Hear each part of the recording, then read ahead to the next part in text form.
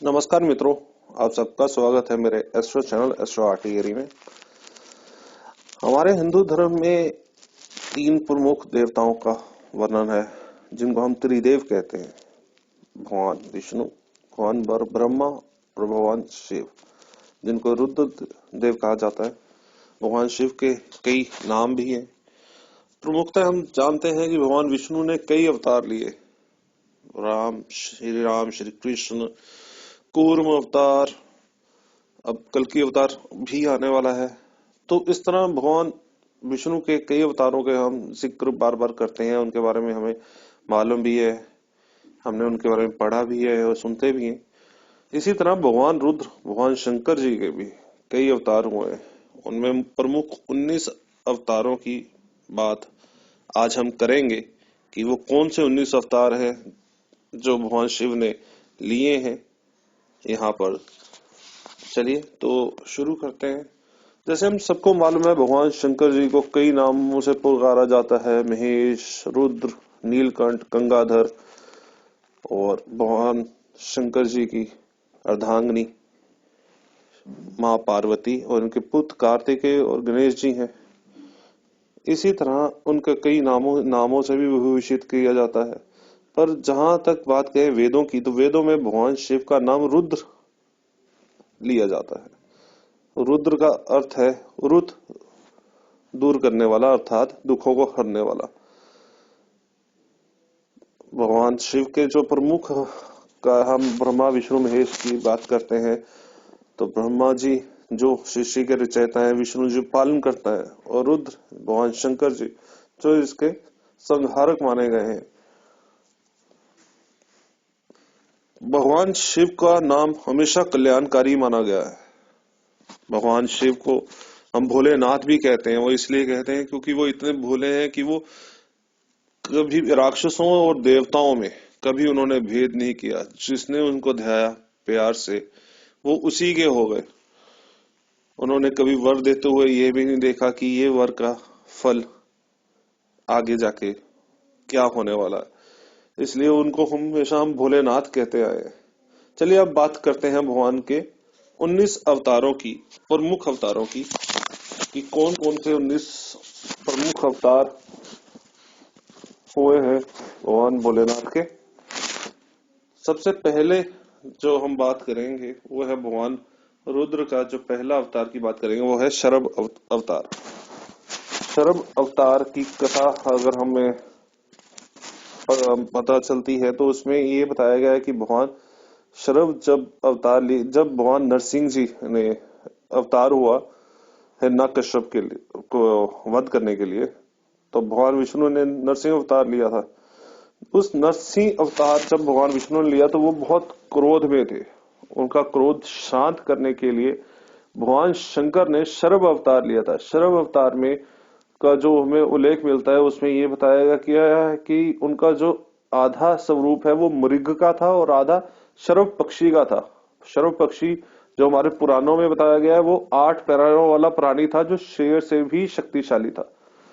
जब भगवान नरसिंह जी का क्रोध शांत ना हुआ तो भगवान शंकर ने शरभ अवतार लेकर भगवान नरसिंह जी को अपनी पूंछ में बांधकर आकाश में उड़ गए, और तब जाकर कहीं भगवान नरसिंह जी का क्रोध शांत हुआ था। दूसरा अवतार पिपलाद अवतार है।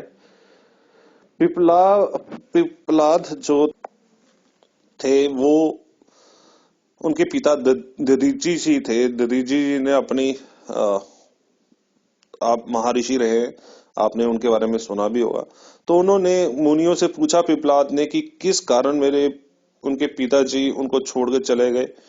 तो उन्होंने बताया देवताओं ने कि इसका कारण शनि की दृष्टि पड़ने के कारण ये सब कुछ हुआ है। शनि की, जब हमें कहते ही है कि शनि की साढ़ सती है, शनि की दृष्टि पड़ती है, तो बहुत चीजें उलट पलट भी जाती हैं, अच्छी भी हो जाती हैं कई कई, वो तो अलग एक विषय है।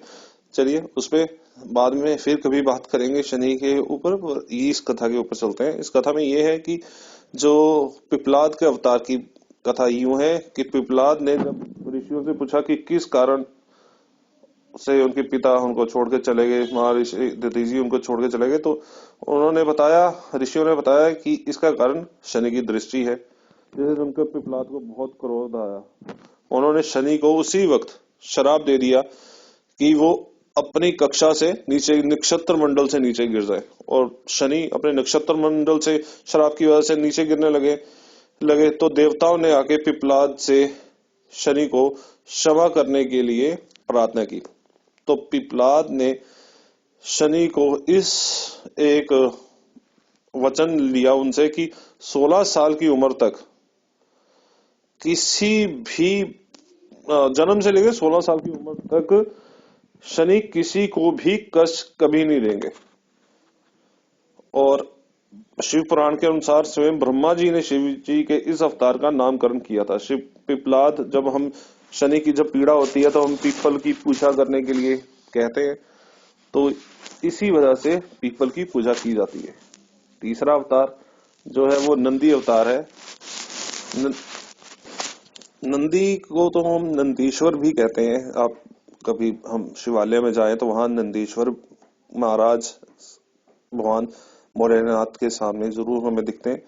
तो वो नंदी अवतार की कथा जो हम कहते हैं, वो भी जो नंदी थे वो भी एक शंकर जी के ही अवतार थे। उसकी कथा इस तरह है कि शिलाद नाम के ब्रह्मचारी मुनि थे, पर उनका वंश जब खत्म होने लगा, क्योंकि वो तो ब्रह्मचारी थे, तो उनके पितरों ने आगे शिलाद मुनि से कहा कि संतान उत्पन्न करने को कहा। तो शिलाद जी ने भगवान शंकर की तपस्या की और शिलाद जी ने शंकर जी ने खुद उनसे कहा कि मैं तुम्हें खुद तुम्हारे पुत्र के रूप में जन्म लूंगा। तो कुछ समय बाद शिलाद जी भूमि जोत रहे थे। भूमि जोते जोते उन्हें एक बालक मिला। उस बालक का नाम उन्होंने नंदी रखा। भगवान शंकर ने नंदी को अपना गणाध्यक्ष बनाया। इस तरह नंदी जो थे वो नंदेश्वर हो गए। उनकी मरुतों की पुत्री सुयशा से उनकी नंदी जी का विवाह हुआ। चौथा अवतार जो है वो है भैरव अवतार। भैरव अवतार में जो शिव पुराण के अनुसार भैरव को परमात्मा शंकर का पूर्ण रूप बताया गया है। एक बार भगवान शंकर की माया से प्रभावित हो ब्रह्मा व विष्णु स्वयं को श्रेष्ठ मानने लगे, तभी वहां तेजपुंज के मध्य एक पुरुषाकृति दिखाई पड़ी। उसे देख ब्रह्मा जी ने कहा, चंद्रशेखर तुम मेरे पुत्र हो, इससे और मेरी शरण में आ जाओ। भगवान ब्रह्मा जी की ये बात सुनकर भगवान शंकर को बहुत गुस्सा आया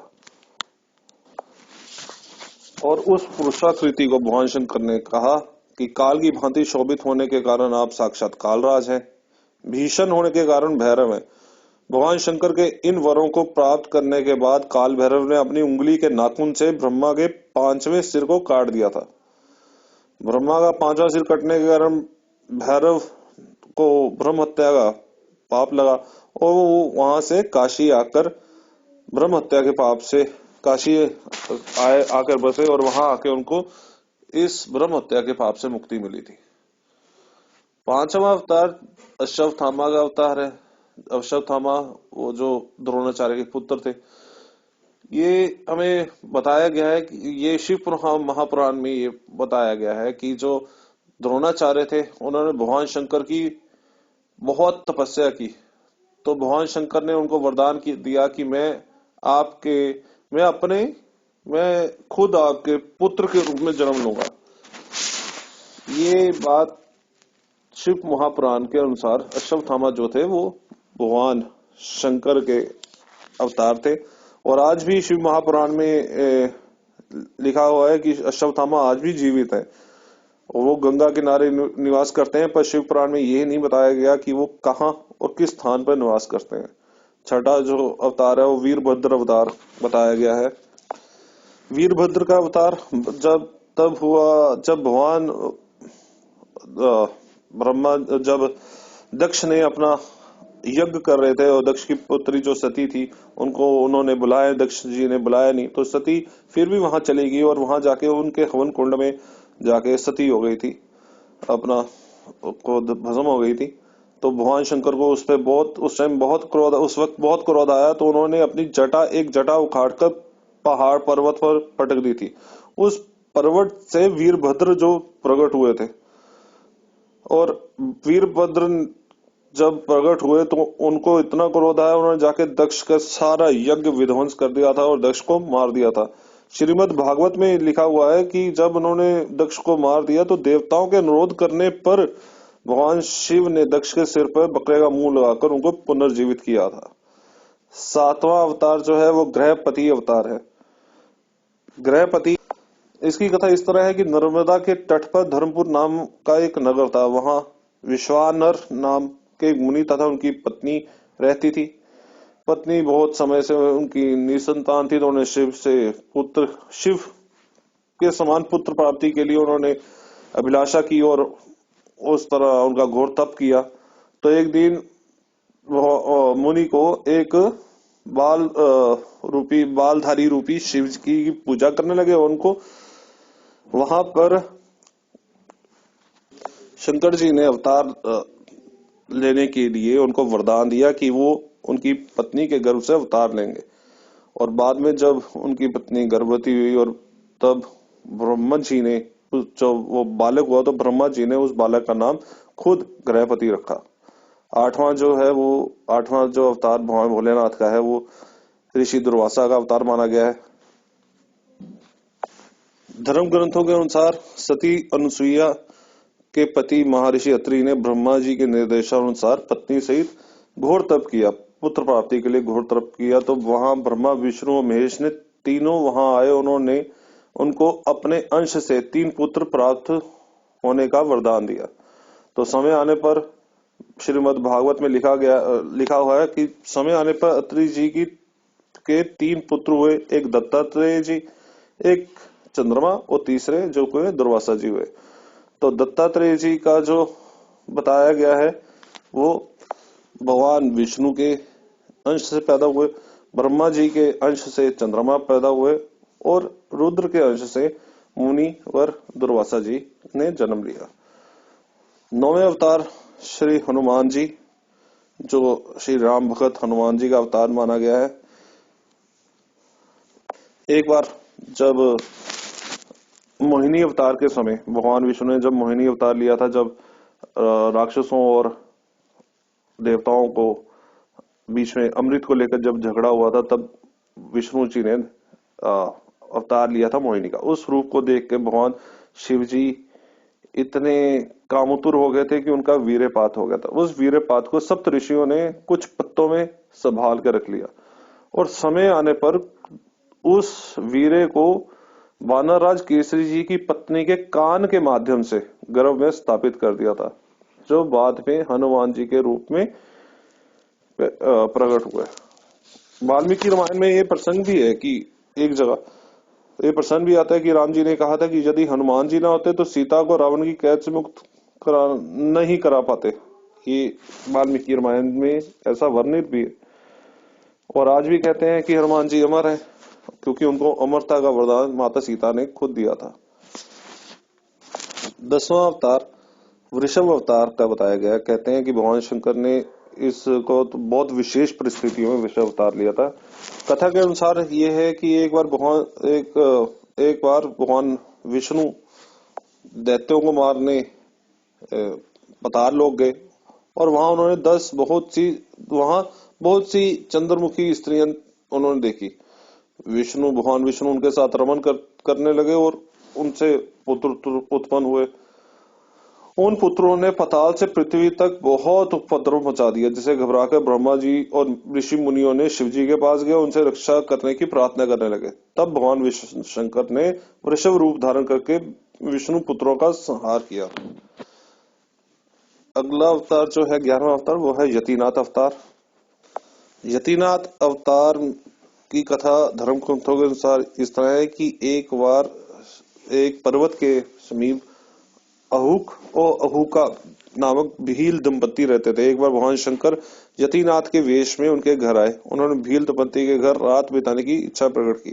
अहुका ने अपने पति को गृहस्थ की मर्यादा का स्मरण कराते हुए स्वयं धनुष बाण लेकर बाहर रात बिताने और यति को घर में विश्राम करने देने का प्रस्ताव रखा। इस तरह अहुक धनुष लेकर बाहर चला गया। सुबह अहुक और यति ने देखा कि वन प्राणियों ने अहुक को मार डाला। इस पर यतिनाथ बहुत दुखी हुए। तब अहुका ने उन्हें शांत करते हुए कहा कि आप शोक न करें, अतिथि सेवा में प्राण विसर्जन धर्म है और इसका पालन हम धन्य हैं। जब अहुका अपने पति की चिताग्नि में जलने लगी तो शिव जी ने उसे दर्शन देकर अगले जन्म में पुनः अपने पति से मिलने का वरदान दिया था। 12वां अवतार जो है वो कृष्ण दर्शन अवतार है। भगवान शिव के इस अवतार में यज्ञ आदि धार्मिक कार्यों के महत्व को बताया गया है। इस प्रकार यज्ञ का अवतार पूर्णतः धर्म का प्रतीक माना गया है। धर्म ग्रंथों के अनुसार इक्ष्वाकु वंशीय श्राद्ध देव की 9वीं पीढ़ी में राजा नभग का जन्म हुआ। विद्या अध्ययन को गुरुकुल गए। नभग जब बहुत दिनों तक ना लौटे तो उनके भाइयों ने राज्य का विभाजन आपस में कर लिया। नभग को जब यह पता चला तो वह अपने पिता के पास गए। पिता ने नभग से कहा कि वे यज्ञ परायण ब्राह्मणों के मुंहों को दूर करते हुए उनके यज्ञ को संपन्न करके उनके धन को प्राप्त करे। तब नभग ने यज्ञ भूमि में पहुंचकर वैश्य देव सूक्त के स्पष्ट उच्चारण द्वारा यज्ञ संपन्न कराया। अंगारिक ब्राह्मण यज्ञ का अविष्ट धन नभग को देकर स्वर्ग को चले गए। उसी समय शिवजी कृष्ण दर्शन रूप के में प्रकट हो गए। बोले कि यज्ञ में अविष्ट धन पर तो उनका अधिकार है। विवाद होने पर कृष्ण दर्शन रूपधारी शिव जी ने उसे अपने पिता से ही निर्णय कराने को कहा। नभग के पूछने पर श्राद्ध देव ने कहा वह पुरुष शंकर भगवान है। यज्ञ में अविष्ट वस्तु उन्हीं की है। पिता की बातों को मानकर नभग ने शिव जी की स्तुति की।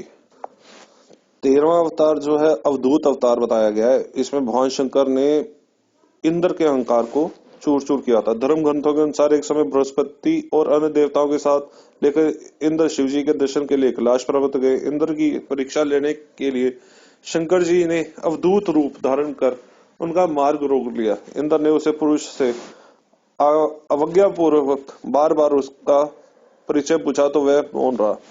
क्रोधित होकर इंद्र ने जैसे ही अवधूत पर प्रहार करने के लिए वज्र छोड़ा ना चाहा वैसे ही उनका हाथ जड़ हो गया। यह देखकर बृहस्पति जी ने शिव जी को पहचान कर अवधूत की बहुत प्रकार से मिन्नतें की और उनकी स्तुति की, जिससे प्रसन्न होकर शिव जी ने इंद्र को क्षमा कर दिया था। 14वां अवतार भिक्षुवर अवतार बताया गया। धर्म ग्रंथों के अनुसार विदर्भ नरेश सत्यरथ को शत्रुओं ने मार डाला। उनकी गर्भवती पत्नी ने शत्रुओं से छिपकर अपने प्राण बचाए।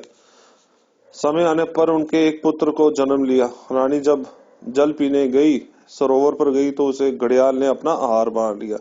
तब बालक भूखा प्यासे तड़पने लगा। इतने में शिवजी की प्रेरणा से भिखारिन वहां पहुंचे। शिवजी ने भिक्षुक का रूप धर उस भिखारिन को बालक का परिचय दिया और उसके पालन पोषण का निर्देश दिया। तब तथा यह भी कहा कि यह बालक विदर्भ नरेश सत्यरथ का पुत्र है। यह सब कहकर भिक्षुक रूप धारी शिव ने उस भिखारिन को अपना वास्तविक रूप दिखाया।